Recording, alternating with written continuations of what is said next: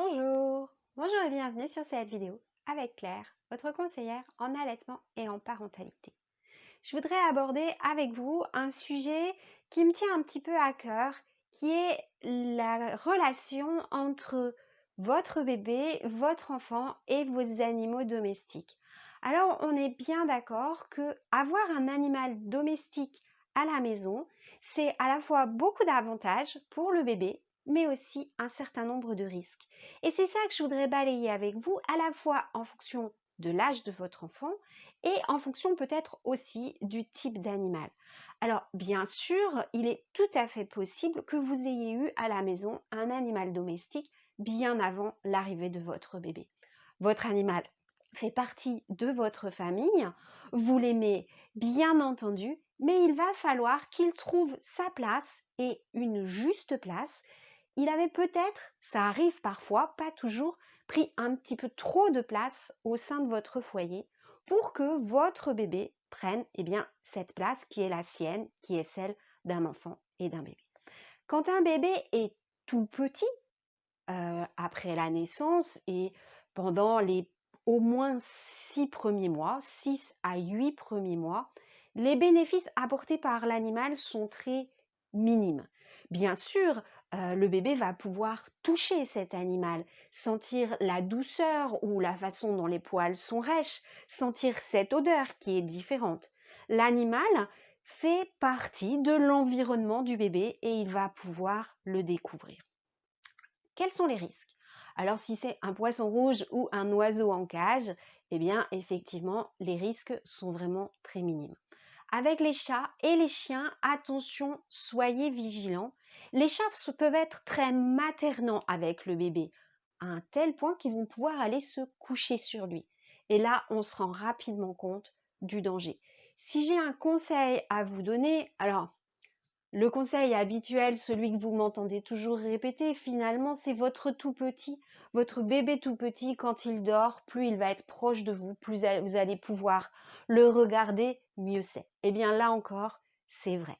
Si vous laissez votre bébé dormir dans une pièce seule alors que vous ne le voyez pas, soyez extrêmement vigilant à ce que ni votre chat ni votre chien ne puissent aller dans cette pièce, ne puissent grimper dans le lit du bébé et venir se coucher sur lui. Alors, je n'aborderai pas la question autour des animaux exotiques parce que je reconnaîtrais être complètement incompétente sur cette question-là.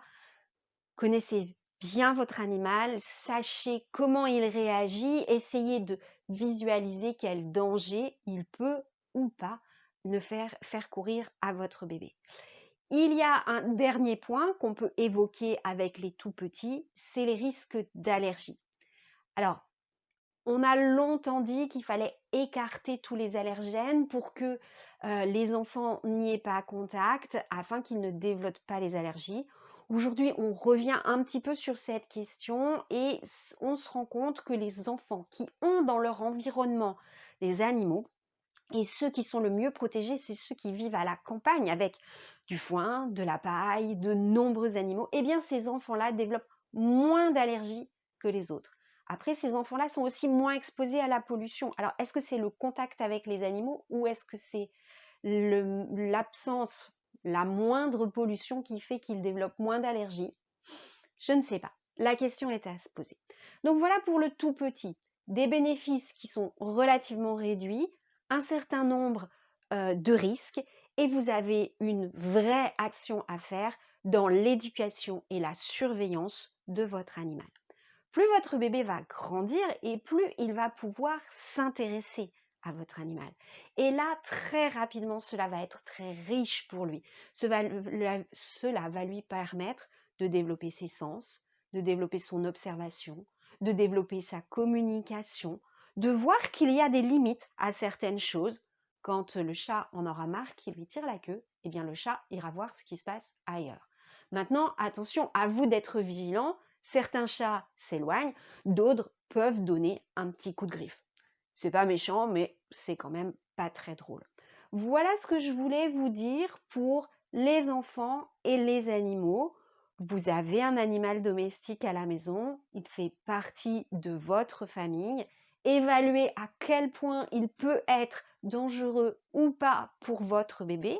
Si votre bébé commence à avoir beaucoup d'eczéma, eh bien, peut-être y a-t-il un problème d'allergie. Creusez la question. Et puis, plus votre bébé va grandir, plus la relation qui va naître et qui va se construire entre votre animal et votre bébé est intéressante pour votre bébé. Bien sûr, certainement pour votre animal aussi. Et pour vous, ça fait partie de votre vie de famille. Voilà, j'espère que je vous ai été utile. Cliquez sur j'aime.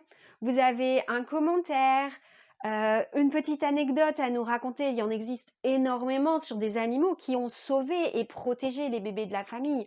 Parce que c'est un point que je n'ai pas abordé, mais souvent, l'animal va adopter l'enfant comme vraiment faisant partie de sa meute, en tout cas de sa famille. Et puis, vous êtes intéressé par ce qui se passe sur cette chaîne, vous voulez me suivre, eh bien abonnez-vous. À bientôt, j'espère.